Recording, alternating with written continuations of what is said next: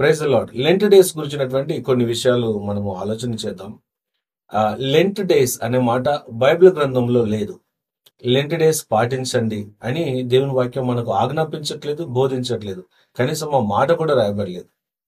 కానీ Lent days ఎక్కడ ఆరంభించబడింది, ఎందుకు, ఎలా ఆరంభించబడింది అని మనం ఆలోచన చేస్తే మొదటి శతాబ్దంలో, క్రీస్తు శకం మొదటి శతాబ్దంలో సంవత్సరంలో కనీసం ఒక్కసారైనా సంఘానికి యేసుక్రీస్తు యొక్క జీవిత చరిత్రను మళ్ళీ బోధించాలి అనే ఉద్దేశంతో ఈ లెంట్ డేస్ ను ఆరంభించారంట.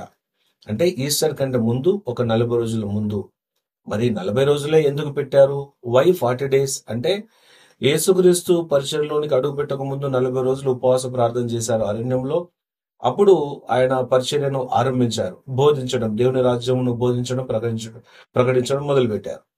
అలా యేసుక్రీస్తు 40 రోజుల ఉపవాసమును ఆధారంగా తీసుకొని, మాదిరిగా తీసుకొని ఈ 40 రోజుల లెంట్ డేస్ అని ఆరంభించారు. ఇది ఆరంభించిన ఉద్దేశం ఏంటంటే క్రీస్తు యొక్క జీవిత చరిత్రను మళ్ళీ బోధించడానికి. ఈ 40 రోజులను ఎలా చేసేవారంటే ప్రార్థన పూర్వకంగా, ముఖ్యంగా ఉపవాస ప్రార్థన చేస్తూ రోజు యేసుక్రీస్తు యొక్క సువార్తని ధ్యానం చేస్తూ ఉండేవారు. ఆరంభించబడిన ఉద్దేశం ఇది. ఆరంభంలో జరిగేది ఇది. ఇలా జరిగింది ఆరంభంలో చరిత్రలో. ఇకపోతే క్రీస్తు శకము 6వ శతాబ్దానికి వచ్చేసరికి ఈ లెంట్ డేస్ లో మాంసం కూడా తినొద్దు అని ఒక విధానాన్ని తీసుకొచ్చారు. ఇంకా పోతూ పోతూ మనం ఈ సమయానికి వచ్చేసరికి లెంట్ డేస్ ని ఏం చేశారంటే, లెంట్ డేస్ లో లెంట్ డేస్ కాబట్టి మనం లెంట్ డేస్ లో పెళ్లి చేసుకోవద్దు, లెంట్ డేస్ లో కొన్ని శుభకార్యాలు చేయొద్దు అనే విధానానికి కూడా కొంతమంది పడిపోయారు. వాస్తవానికి లెంట్ డేస్ చెడ్డ దినాలు కావు, కీడు దినాలు కాదు.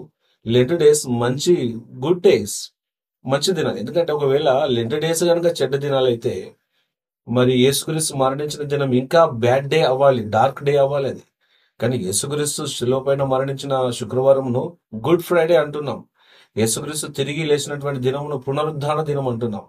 లెంట్ డేస్ చెడ్డ దినాలు ఏమి కాదు. లెంట్ డేస్ లో అన్ని యథావిధిగా అన్ని చేయొచ్చు. కాకపోతే ఈ లెంట్ డేస్ లో వాళ్ళు 40 రోజుల ఉపవాస ప్రార్థన, 40 రోజుల దేవుని వాక్యం ధ్యానం చేయడానికి దీన్ని ఆరంభించారు. కాబట్టి ఇప్పుడు మనం లెంట్ డేస్ మనం పాటించవచ్చా అంటే ఆచారంగా మనం చేయాల్సిన అవసరం లేదు. కానీ మనం ఆత్మీయంగా ఎదగడానికి, ఉపవాస ప్రార్థన చేయడానికి ఈ సమయాన్ని వాడుకోవచ్చు. దేవుడు ఇచ్చినటువంటి అవకాశం ఏదైనా వాడుకొని ఆత్మీయంగా విశ్వాసంలో ఎదగడానికి మనం దాన్ని వాడుకుంటే చాలా సంతోషకరమైన విషయం అవుతుంది. కాబట్టి తప్పేం కాదు, ఎందుకంటే అది ఆచారంలాగా మనం పాటించట్లేదు. కాబట్టి Lent days are not bad days. Lent days are good days. మనం ఏదైనా ఈ సీజన్ లో చేయొచ్చు. కొందరైతే పెళ్లిళ్ళు చేయరు, ఇల్లు కొనుక్కోరు, గృహపాషులు చేయరు, ఇలాంటి కొన్ని శుభకార్యాలు కూడా పోస్ట్ పోన్ చేశారు. అదేం లేదండి, ఇవి మంచిది. ఆ రోజుల్లో ఎందుకు ఈ పెళ్లిళ్ళు ఇలాంటి శుభకార్యాలు పోస్ట్ పోన్ చేసేవాళ్ళంటే ప్రతిరోజు సంఘం అందరు కలిసి దేవుని వాక్యమును ధ్యానం చేయడానికి, ఉపవాస ప్రార్థన చేయడానికి ప్రాధాన్యత ఇచ్చేవారు. కాబట్టి కొంచెం సమయం అనుకూలంగా ఉండేది కాదు. సంఘం అందరూ ఒక దగ్గర కూడుకొని వాక్యం ధ్యానం చేస్తున్నారు కాబట్టి సేవకులు కొంచెం బిజీగా ఉండేవారు. కాబట్టి ఈ లెంట్ సీజన్ లో కొంచెం పెళ్లి కానీ శుభకార్యాలు కానీ కొంచెం పోస్ట్ పోన్ చేసేవారు. ఆచారం అయితే కాదు అది. అన్ని దినాలు ఇది యెహోవా చేసిన దినం, దీన్ని ఉత్సరించి సంతోషించాలని వాక్యం తెలియజేస్తుంది. ప్రతి దినము మంచి దినమే. కాబట్టి లెంట్ డేస్ బ్యాడ్ డేస్ కావు. లెంట్ డేస్ మంచి దినాలే. ఏదైనా ఈ సీజన్ లో మనము చేయొచ్చు. కాబట్టి ఆత్మీయంగా డిసిప్లిన్ గా ఉండడానికి ఈ సీజన్ వాడుకోవడం చాలా మంచి విషయం. కొత్త నిబంధన విశ్వాసులుగా మనము శారీరకంగా చేయాల్సినవి ఒక 3 విషయాలు కనబడతాయి. ప్రధానంగా 3 విషయాలు కనబడతాయి. ఏంటంటే మనము నీటి బాప్తిసం పొందాలి. శారీరకంగా మనం నీటిలో మునిగి బాప్తిసం పొందాలి ఒకటి. రెండవది, మనము యేసుక్రీస్తు రక్తానికి, శరీరానికి సాదృశ్యకంగా దేవుని రక్తంలో, శరీరంలో పాలు పంచుకుంటాం సమాజంగా కూడిన ప్రతిసారి. అదొకటి చేస్తాము. మూడవదిగా, సమాజంగా కూడుట మానకండి అన్నారు. మనము ఇన్ పర్సన్ మనం సంఘంగా ఒక దగ్గర కూడి దేవుణ్ణి ఆరాధిస్తాం. శారీరకంగా ఈ 3 విషయాలు చేయడం తప్పితే మిగతాదంతా కూడా ఆత్మీయంగానే జరుగుతుంది. హృదయంలోంచి కలిగిన దాన్ని మనం క్రియల్లో చేస్తాం. కొన్ని మిస్కన్సెప్షన్స్ ఉన్నాయి లెంట్ డేస్ గురించి. లెంట్ డేస్ అనేది, Lent is only about fasting అంటారు. తప్పు.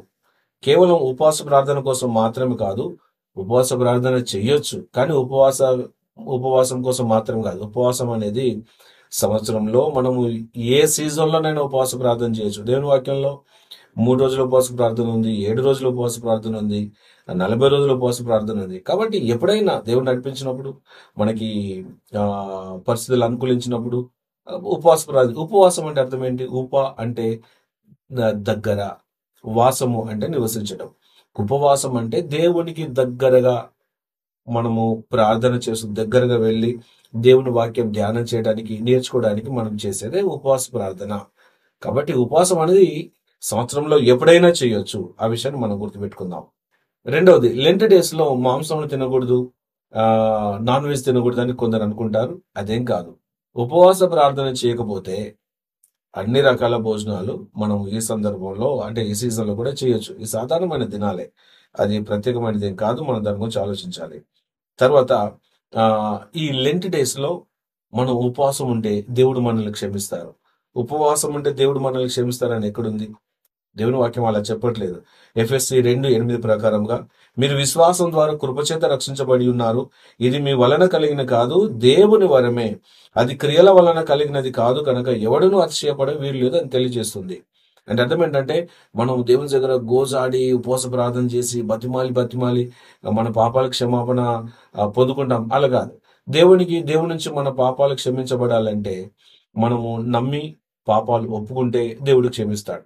కాబట్టి ఉపవాస ప్రార్థన మాత్రమే మనకు రక్షణ ఇస్తుంది, ఉపవాస ప్రార్థన మాత్రమే మనకి క్షమాపణ ఇస్తుంది అనేది తప్పు. తర్వాత ముఖ్యమైన విషయం ఏంటంటే, ఈ లెంట్ డేస్ లో సండేస్ ఆర్ నాట్ ఇన్క్లూడెడ్. మీరు కౌంట్ చేయండి దినాలు. సండేస్ ఇంక్లూడ్ అవ్వవు, సండేస్ ఆర్ ఎక్స్క్లూడెడ్. అంటే సండేస్ కాకుండా సోమవారం నుంచి శనివారం వరకు మాత్రమే, వారంలో 6 దినాలు మాత్రమే కౌంట్ చేస్తారు. ఇలా కౌంట్ చేస్తేనే యాష్ వెడ్నెస్డే వస్తుంది. అది మొన్న బుధవారం ఆరంభించబడింది.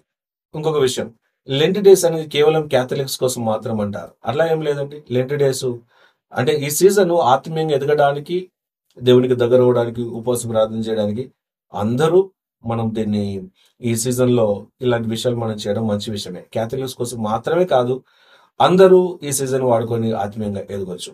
కాబట్టి ఫైనల్ గా ఈ లెంట్ డేస్ ఇప్పుడు మనం పాటించవచ్చా అంటే, ఆచారంగా అయితే మనం పాటించవలసిన అవసరం లేదు. ఈ ప్రాపర్ అండర్స్టాండింగ్ ఉంటే ఉపవాస ప్రార్థన చేయడానికి, దేవుని వాక్యం ధ్యానం చేయడానికి, అలాగే ఆత్మీయంగా ఎదగడానికి ఈ సీజన్ ని వాడుకుంటే చాలా మంచి విషయం. ఆరంభంలో దీన్ని ఆరంభించింది మంచి ఉద్దేశంతోనే. రాను రాను దీన్ని ఆచారం చేశారు. ఇది ఆచారం కాదు. God bless you. Praise the lord.